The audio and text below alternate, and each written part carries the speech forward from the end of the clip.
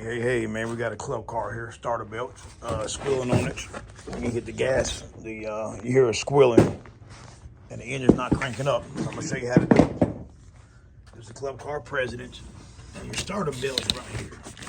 Get to it. The smaller belt is your starter belt. All right, so what you got to do is you got to go around to the back of the car.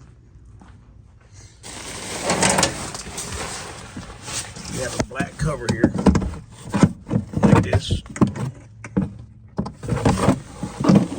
Like that, you want to pull the cover off and it just pops the rivets out. If you look back here, this is your starter. Just take you a 1/2 inch wrench or ratchet, whatever you want to use, and just break that bolt loose. You don't have to hold this side, you just break this bolt loose enough where it can move. And then what you want to do is take your pry bar,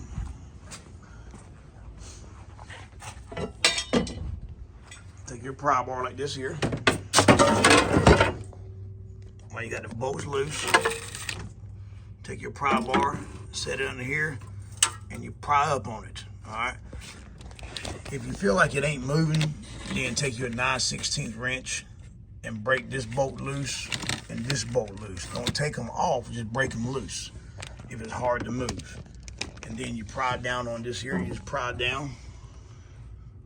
And as you pry down, it pries up the starter. Now you don't want the belt too tight, because if it's too tight, it'll get hot and break it.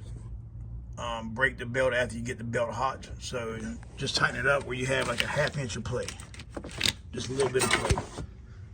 All right, man, stay tuned, man. That's how you tighten up a starter belt on the club car president.